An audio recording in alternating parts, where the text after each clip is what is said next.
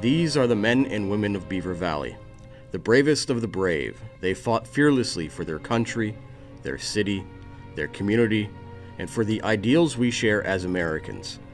They served proudly in World War II, Korea, Vietnam, the Gulf War, Iraq, and Afghanistan. Here now are their stories, their own experiences in their own words, the words of the heroes of Beaver Valley. When the United States entered World War II, Aliquippa native Pete Marovich joined the Marine Corps in 1942 when he was 17 years old. Of course, my mom and dad had to sign, and they were reluctant, but I had a good recruiter, and he talked them into it. Marovich would go to signal school to learn radios and communication. He would end up in the South Pacific with the 3rd Marine Division, with his first invasion being at Bougainville. I guess the only hairy situation in Bougainville, we were on an island, it was Parada Island, right off of mainland Bougainville. And on that island they had all the ammunition and all the fuel. And the Japanese knew that. The Japanese came in and bombed us and strafed us, chasing us from one end of the island to the other. They finally hit that fuel dump. It was a big fire, I'll tell you that. And I lost a couple of good bodies there on that island. The day before his 21st birthday, Marovich was on an amphibious vehicle headed towards the beaches of Guam.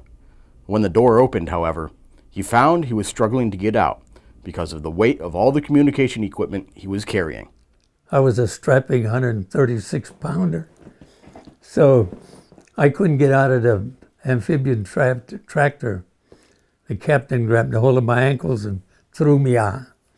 And when I landed on the beach, my rifle broke in half, broke the stock. Being confused and scared, I didn't know where I was going. But I finally made it to a foxhole and regrouped with my unit, and we carried on from there. On Guam, Marovich would narrowly avoid being injured in a mortar attack. Unfortunately, his friends weren't as lucky. I was standing with two of my buddies, one on my right and one on my left, and a mortar round went out, came in, and it hit my buddy on the right in the leg, and my buddy on the left, it broke his jaw. I didn't get a scratch. When Marovich returned to the United States after the war, he finished his time in the military by guarding German prisoners in the Philadelphia Navy Yard. They were the friendliest guys you ever met. We drove them in cattle cars to where they were working. They worked in the salvage yard.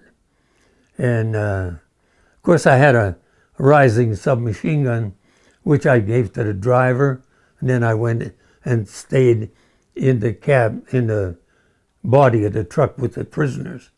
And then when we got to where we were going, they went to work, and we just watched them, that's all. Marovich was only out of the military for 4 years before he re-enlisted in 1950 at the start of the Korean War. When Korea broke out in '50, I re-enlisted. I figured I had enough of civilian life, so I went back home. He spent 2 years as a drill sergeant at Paris Island before he went to Korea with the 1st Marine Division. And then, of course, we went into Korea, and I got there just about the time where they were talking about setting up the armistice.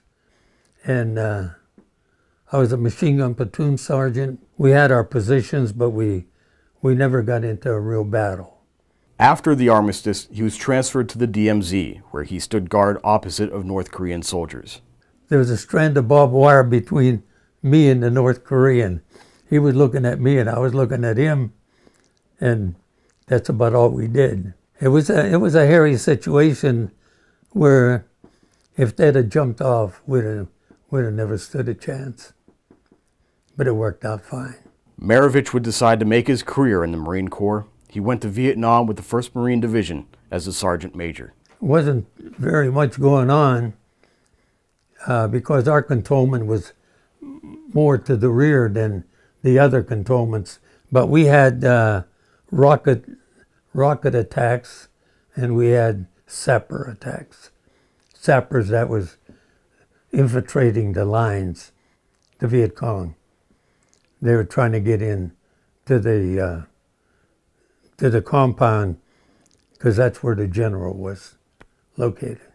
I kept the battalion commander appraised of what the troopers were doing, what we needed, checking the front lines, checking the perimeter, and making sure that everything was taken care of.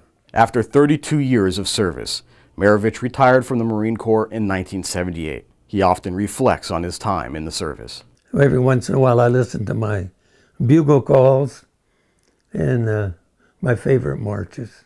It was a wonderful life, it really was.